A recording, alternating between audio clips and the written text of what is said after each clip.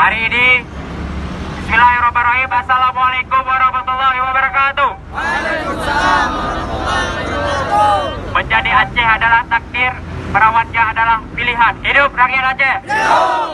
Hari ini kami dari perwakilan Persatuan Mahasiswa Aceh Jakarta, Persatuan Mahasiswa Jakarta Raya, mengultimatum Kementerian Dalam Negeri. Hari ini kami turun dengan masa segini. Kami mau melihat respon dari bapak-bapak yang ada di dalam, tapi tidak ada itikat baik. Maka dari itu kami mengultimatum, jikalau tidak ada itikat baik dari Kementerian Dalam Negeri, maka kami pastikan sekali lagi kami akan turun dengan massa lebih besar dari hari ini. Mungkin cukup sekian. Hidup rakyat Aceh!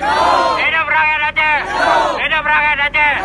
Assalamualaikum warahmatullahi wabarakatuh. Waalaikumsalam warahmatullahi wabarakatuh. Lamar rekan mau ke dia aja 5 orang.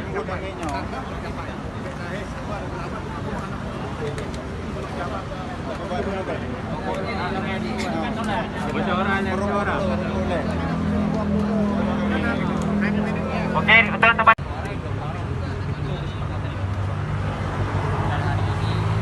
Siapa yang meminta kita di sana?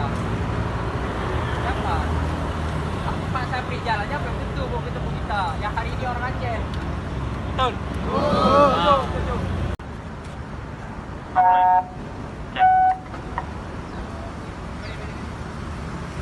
Cek. Assalamualaikum warahmatullahi wabarakatuh. Waalaikumsalam. Hidup rakyat Aceh. Hidup.